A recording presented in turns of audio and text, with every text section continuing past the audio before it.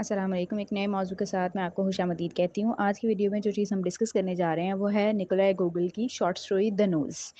सबसे पहले तो देख लेते हैं उसके कैरेक्टर कितने हैं। इसमें हमारे पास 5 कैरेक्टर नज़र आते हैं। नोज़ इट्सेल्फ एक कैरेक्टर है। उसके बाद दूसरा कैरेक्टर हमें इवान नज़र आता है, फिर कोवालेव है और उसके बाद पुलिस ऑफिसर है एंड देन अम, पोर्टोचीना है।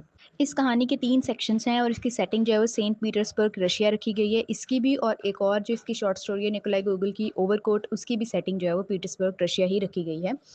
ये एक्सट्रीमली स्ट्रेंज इंसिडेंट पे बेस करती है और जो स्टेटस ऑब्सेस्ड कोवालोव है ना, ये उसकी कहानी है। अब होता क्या है, पहले सेक्शन में हम देखते हैं कि हमें एक ड्रंकन बार्बर नज़र आ रहा है, ठीक है? बाल काटने वाला इवान। वो उसे एक बड़ा ही अनएक्सपेक्टेड उसके साथ एक काम होता है, वो ब्रेकफ़ास्ट कर रहा होता है और उसके अंदर से नोज़ निकल आती है, जिसे वो अचानक से पहचान भी लेता है कि ये तो कोवालोव की नोज़ है। मतलब एक अजीब-सी सिचुएशन है कि उसके ब्रेकफ़ास्ट के अंदर से एक नोज़ मिली है और उसे फ़ौरन से वो पहचान गया कि ये कोवालोव की है। वो लाइन्स में कैसे डिपिक्ट करता है, but Ivan was more dead than alive, he recognised the nose as that of none other than Kovalyov whom he shaved every Wednesday and Sunday, कि ये उसी की हो सकती है। अब उसके बाद क्या हुआ, उसे लगा कि मुझ पे लीगल एक्शन ना हो जाए, मतलब किसी किस्म की मेरे ऊपर मसला ना आ जाए कि मैंने इस नोज़ को चुराया है या कुछ भी है। उस चीज़ से डर के ना वो उस नोज़ को रिवर में फेंकने की कोशिश करता है। बट जब रिवर में फेंकने जा रहा होता है ना, उसके एक्शंस इतने फिशी होते हैं ना कि वो ऐसे चल रहा होता है, ऐसे छुपा रहा होता है कि ना एक पुलिस ऑफिसर को उस पे शक हो जाता है कि शायद ये कोई लाश ठिकाने लगाने जा रहा है या कुछ इस तरह का काम करने जा रहा है। पुलिस ऑफिसर उससे बहुत बार पूछते हैं ये क्या है, मगर वो बहुत नर्वस हो जाता है, उसे जवाब देता है नहीं कुछ नहीं है, कुछ नहीं है। और पुलिस ऑफिसर को पर किसी न किसी तरीके पता लग जाता है कि ये नोज़ यहाँ पे फेंकने के लिए आया है, वो नोज़ किसकी है ये नहीं पता लगता। दूसरे सेक्शन में हम लोग देखते हैं कि अब कोवालोव सुबह के टाइम उठता है और जब वो अपने नाक की जगह पे हाथ लगाता है तो वहाँ पे नाक नहीं मौजूद होती, वहाँ पे एक स्मूथ पैच ऑफ स्किन मौजूद होता है, मतलब सिंपल स्किन मौजूद होती है। वो बड़ा डर जाता है, बड़ा कन्फ्यूज़ हो जाता है कि ये मेरी नाक किधर चली गई है? मगर अब उसने बाहर सोसाइटी में भी जाना है, तो वो अपनी नाक की जगह ना एक रुमाल लगा के बाहर जा रहा होता है कि लोगों को पता ना लगे। थोड़ी ही देर बाद ना उसे जो नाक है ना अपनी, वो एक चर्च में नज़र आती है और नाक ने बड़े अच्छे कपड़े पहने होते हैं, बड़े हाई रैंक के कपड़े पहने होते हैं, वो चर्च में एंटर होती है। कोवालोव जो है उसको सामने जाता है और उससे पूछता है कि तुम कहाँ थी? बड़ी अनॉयंस से। तो वो कहती है कि मैं तुम्हारी नाक नहीं हूँ, मैं तो खुद एक इंसान हूँ, मैं तो खुद एक पर्सनैलिटी हूँ, मैं तो तुम्हारी नाक नहीं हूँ। मतलब एक अजीब-सी सिचुएशन क्रिएट हो जाती है, नाक आगे-आगे भाग रही होती है, कोवालोव पीछे-पीछे भाग रहा होता है, पर वो फिर भी उससे एस्केप कर जाती है, छुप जाती है, कहीं गायब हो जाती है, इसे नहीं मिलती। कोवालोव जो होता है वो फेल हो जाता है अपनी नाक को कैच करने में। उसके बाद वो ना एडिटर के पास जाता है कि मैंने ऐड देनी है कि मेरी नाक गुम हो गई है। अब एडिटर इस ऐड को छापने से इनकार कर देता है। वो कहता है बड़ा स्ट्रेंज सा इंसिडेंट है, हम लोग इसे नहीं प्रिंट करेंगे।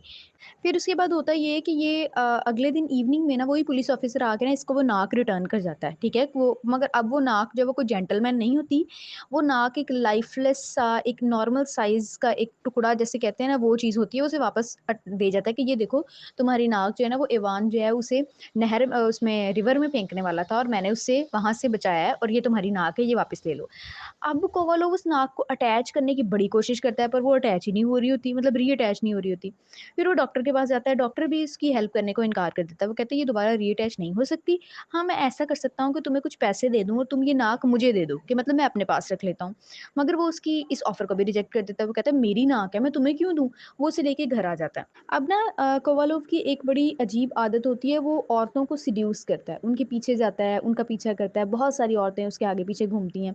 अब उसे घर आके लगता है कि जो एक औरत थी जिसे मैंने मिसट्रीट किया था, जिसे मैंने छोड़ा था, उसने मुझे शायद बददुआ दी है या फिर उसने मुझ पे जादू करवा दिया है।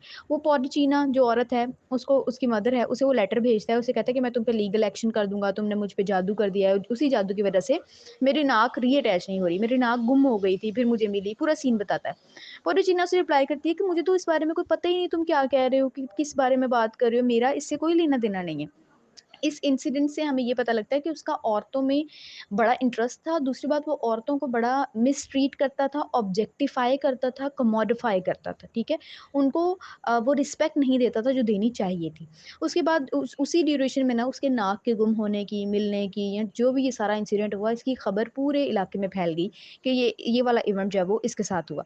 सिटी में पूरी ये मिथ बन के फैल गई, जितनी पॉपुलेशन थी, जितने हाई रैंक मैन थे, सबके दरमियान ये गॉसिप बन गई कि उसकी नाक गुम हो गई। गई, उसकी नाक गुम हो गई। फिर शुरू होता है तीसरा सेक्शन। तीसरे सेक्शन में स्टोरी के हमें पता लगता है कि 2 वीक गुज़र चुके हैं और 2 वीक बाद वो एक दिन सुबह उठता है तो उसकी नाक वापस उसकी जगह पे अपने आप रीअटैच हुई होती है। वो हाथ लगा के देखता है, वहाँ पे मौजूद होती है।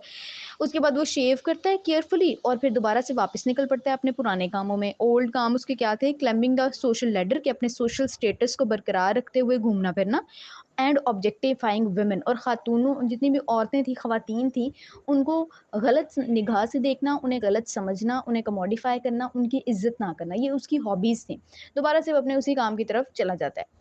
अब इस एब्सर्ड सी, मीनिंगलेस सी स्टोरी को लिखने का निकोलाई का मकसद क्या था? कि उसने ये क्यों लिखी? इसमें नोज़ जो है ना, वो कोई सिंपल एब्स्ट्रैक्ट नोज़ नहीं है। उसमें नोज़ जो है वो आपको एक पूरी symbolic representation of that type of society नज़र आता है। जो रशियन सोसाइटी में उस टाइम पे क्लास कॉन्शियसनेस चल रही थी ना, उसको नोज़ के ज़रिए से रिप्रेजेंट किया गया है। अब हम देखते हैं कि नोज़ को किस चीज़ का सिंबल है, कितनी चीज़ों का सिंबल बताया गया है इस स्टोरी में। सबसे पहले तो नोज़ जो है वो एब्सर्डिटी का सिंबल है और इर्रेशनैलिटी का सिंबल है, ठीक है? जैसे वो डिसअपीयर हुई, फिर रीअपीयर हो गई विदाउट एनी कॉज़ और रीज़न। ना समझ आई, स्टोरी शुरू हुई तो नाक गायब थी, स्टोरी एंड हुई तो नाक वापस आ गई। क्या इसका मतलब क्या था?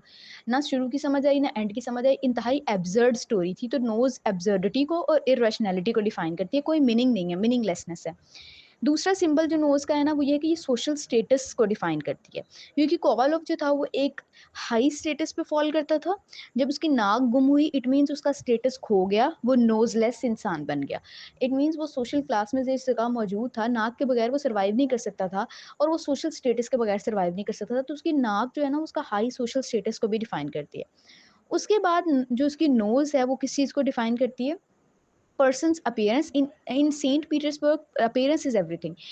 उस टाइम रशिया में ना जो आपकी फ़िज़िकल अपीयरेंस है ना, वही सब कुछ समझी जाती थी। कोई आपकी जो है ना एब्स्ट्रैक्ट आइडियाज़, आपकी मेंटालिटी, कोई आपके दिली ख़यालात, ये कुछ नहीं कंसीडर होते थे। जैसे आप दिख रहे हैं, वही आपकी पर्सनैलिटी है। तो वो जो सोशलाइज़ेशन का कॉन्सेप्ट था ना, कि लोग बहुत सोशलाइज़ हो गए हैं, वो सब कुछ। तो यहाँ पे जो नोज़ है वो पर्सन्स अपीयरेंस को भी शो करती है। जब उसकी नाक गुम जाती है तो वो एक रुमाल रख के बैठ जाता है कि लोगों को पता ना लगे कि मेरी इज़्ज़त ख़राब ना हो जाए।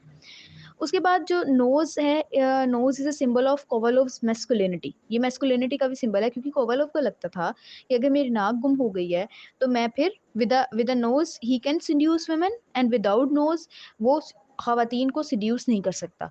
ही is less manly and is vulnerable to reject any women. उसे लगता था कि कोई भी औरत मुझे रिजेक्ट कर देगी अब, क्योंकि मेरे पास तो नाक ही नहीं है। पहले तो मैं औरतों को मैं रिजेक्ट करता रहा हूँ, तो अब तो वो मुझे रिजेक्ट कर देंगी। मतलब उसके लिए ये सिंबल ऑफ मैस्कुलिनिटी भी था। अब जो थीम्स हमें इसके अंदर नज़र आती हैं, पहली तो एब्सर्डिटी नज़र आती है। एब्सर्डिटी कैसे? एब्सर्डिटी वो कॉन्सेप्ट होता है जिसमें मीनिंगलेसनेस हो। कोई मीनिंग ना हो, कोई रैशनल एलिमेंट ना हो, कोई लॉजिक बात ना हो, लॉजिकली चीज़ें हो ना रही हों, वो सब कुछ एब्सर्ड है। तो ये पूरी की पूरी स्टोरी ही एब्सर्डिटी पे बेस करती है। फिर हमें इसके अंदर नज़र आता है मैजिक रियलिज़्म। मैजिक रियलिज़्म अब क्या होता है? मैजिक रियलिज़्म में मैजिक और रियलिटी को ब्लेंड करके इस तरह से पेश किया जाता है कि आपको मैजिकल इवेंट्स भी ऑर्डिनरी लगने लगते हैं। मतलब जैसे नाक का चेहरे से उतर जाना, ये कोई ऑर्डिनरी चीज़ नहीं है। पर वो उसके कैरेक्टर उस बात को इतना कैजुअल ले रहे हैं कि हमें लगता है कि अच्छा इट्स नॉर्मल। तो वो मैजिक को और रियलिटी को ब्लेंड करके रिप्रेज़ेंट कर रहे हैं, ठीक है? फिर उसके बाद इसमें जो बड़ी थीम है वो है satire on Russian society. Russian society में जो उस टाइम पे क्लासेस एग्ज़िस्ट करती थी और जो ख़ास तौर पे एलीट क्लास की जो कॉन्शियसनेस थी, ये उस पे भी सटायर है कि वो लोग किस तरह से अपनी सोशल लाइफ़ का ख़्याल रखते थे, किस तरह से औरतों को ऑब्जेक्टिफ़ाई करते थे, किस तरह से उन्हें इस बात की बड़ी फ़िक्र होती थी कि वो अपीयरेंटली कैसे लग रहे हैं। उसके अलावा ये क्लास कॉन्शियसनेस भी थी की थीम भी हमें इसके अंदर नज़र आती है, जिसमें हमें अपर, लोअर, मिडल क्लासेस नज़र आती हैं, जिसमें हमें हर तरह का कैरेक्टर मिलता है। और ये नोज़ जो है हमारी ख़ास तौर पे हाई रैंक अपर क्लास लोगों की उस मेंटालिटी को रिप्रेज़ेंट करती है कि without their class they are nothing. सो उम्मीद करती हूँ कि आपको ये वीडियो पसंद आई होगी। इस तरह की और बहुत सारी वीडियोज़ के लिए हमारे चैनल के साथ कनेक्ट रहिए। Thank you.